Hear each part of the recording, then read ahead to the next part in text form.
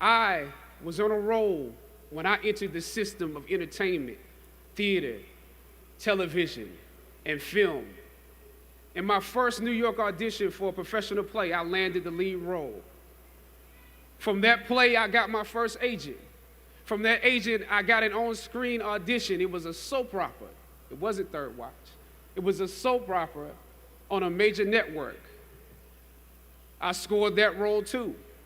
I felt like Mike Tyson when he first came on the scene, knocking out opponents in the first round. With this soap opera gig, I was already promised to make six figures, more money than I had ever seen. I was feeling myself. But once I got the first script, and with soap operas, you very often get the script the night before and you shoot the whole episode in one day with little to no time to prepare. Once I saw the role I was playing, I found myself conflicted.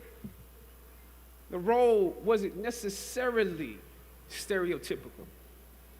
A young man in his formative years with a violent streak pulled into the allure of gang involvement. That's somebody's real story. Never judge the characters you play. That's what we were always taught. That's the first rule of acting. And any role played honestly can be empowering. But I was conflicted because this role seemed to be wrapped up in assumptions about us as black folk. The writing failed to search for specificity. Plus, there was barely a glimpse of positivity or talent in the character, barely a glimpse of hope. I would have to make something out of nothing. I was conflicted. Howard had instilled in me a certain amount of pride, and for my taste, this role didn't live up to those standards. It was just my luck that after filming the first 2 episodes, execs of the show called me into their offices and told me how happy they were with my performance. They wanted me to be around for a long time. They said, if there was anything that I needed, just let them know. That was my opening. I decided to ask them some simple questions about the background of my character, questions that I felt were pertinent to the plot. Question number 1, where's my father?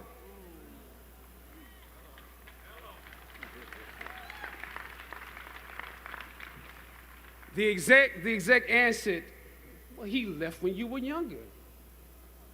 Of course. Okay. Question number 2. In this script, it alluded to my mother not being equipped to operate as a good parent. So why exactly would my little brother and I have to go into foster care? Matter of factly, he answered, well, of course, she's on heroin. That could be real, I guess. But I didn't want to assume that's what it was. If we're around here assuming that the black characters in the show are criminals on drugs and deadbeat parents, then that would probably be stereotypical, wouldn't it? That word stereotypical lingered. One of the execs pulled out my resume and began studying it. The other exec wore a smile, trying to live up to what they had promised me only a few moments before. If there's anything you need, just let us know. She said, as you have seen, things move really fast around here. But we are more than happy to connect you with the writers if you have suggestions. Yeah, I said, that would be great, I said, because I'm just trying to do my homework on this. I didn't know if you guys had decided on all the facts, but maybe there's some things we could come up with, some talent or gift that we could build. Maybe he's really good at math or something. He has to be active. I'm doing my best not to play this character like a victim.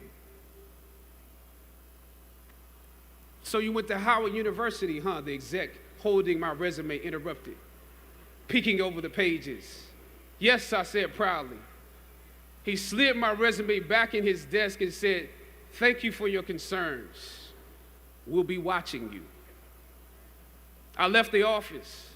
I shot the episode I had come in to shoot on that day. Probably the best one I did out of the 3 because I got what was bothering me off my chest. I was let go from that job on the next day. A phone call from my agent. They decided to go another way. The questions that I asked set the producers on guard and perhaps paved the way for a less stereotypical portrayal for the black actor that stepped into the role after me. As the scripture says, I planted the seed and Apollos watered it. But God kept growing. God kept it growing. Yet and still, when you invest in a seed, watching it grow without you, that is a bitter pill to swallow. A bitter pill. Anybody that's ever been fired knows what I'm talking about. Even if you really don't want the job, when they let you go, it's like any breakup. You act like you don't care. I didn't need that damn job anyway. I didn't need them. But when you have those moments alone, you start to wonder if there was a better way to handle it. And if you could have handled it better, maybe you could help your family. And then before you know it, you're broke. And you find yourself scraping together change just so you can ride the subway so that you can get the next job. And maybe if you could book something else, that would eclipse the feeling of doubt that's building. But it seems like you can't pay them to hire you now. My agents at the time told me it might be a while before I got a job acting on screen again. Well, that was fine because I never wanted to act in the first place. And I definitely didn't want to be caught dead going after a fake Hollywood pipe dream. I'm more of a writer-director anyway, so forget their stories. I can tell my own stories. But am I actually blackballed? We're hesitant about sending you out to some people right now because there is a stigma that you're difficult. As conflicted as I was before I lost the job, as adamant as I was about the need to speak truth to power, I found myself even more conflicted afterwards. I stand here today knowing that my Howard University education prepared me to play Jackie Robinson, James Brown, Thurgood Marshall, and T'Challa. But what do you do when the principles and standards that were instilled in you here at Howard close the doors in front of you? Sometimes you need to get knocked down before you can really figure out what your fight is and how you need to fight it. At some point, my mind reverted back to my experiences here, to the professors that challenged me and struggled against me. Professor Roberts Williams, Doc Singleton, George Epstein, to name a few, the ones that would fail you out of the goodness of their hearts.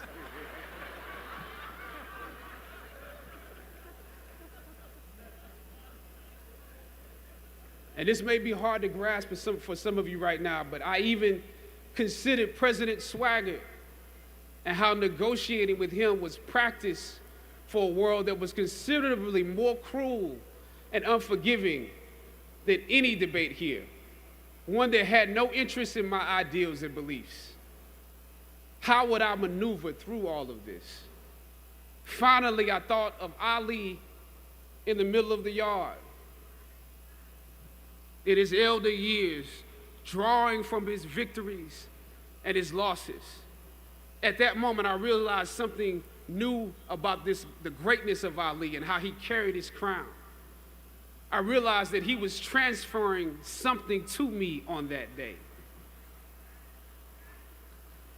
He was transferring the spirit of the fighter in me. He was transferring the spirit of the fighter to me. He was transferring the spirit of the fighter to me.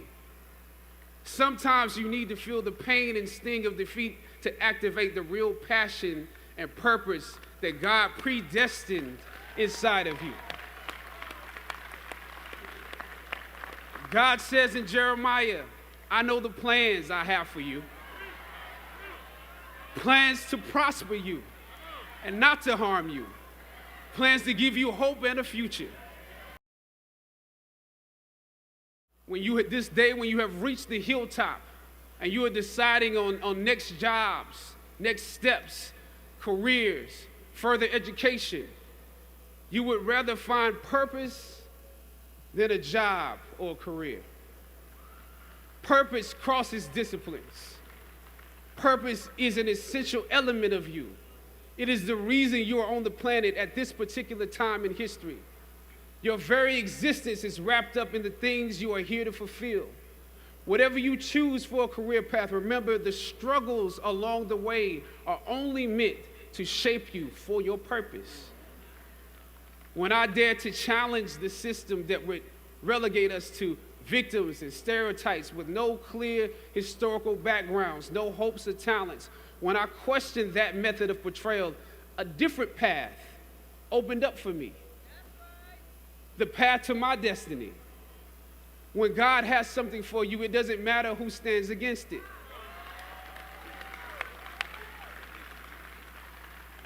God will move someone that's holding you back away from a door and put someone there who will open it for you. If it's meant for you,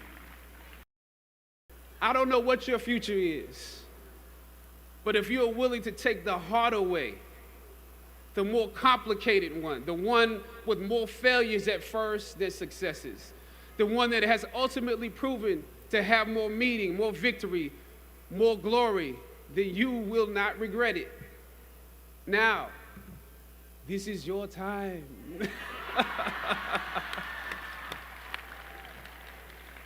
The light of new realization shines on you today.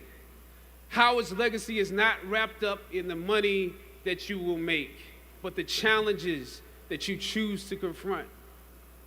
As you commence to your past, press on with pride and press on with purpose. God bless you. I love you.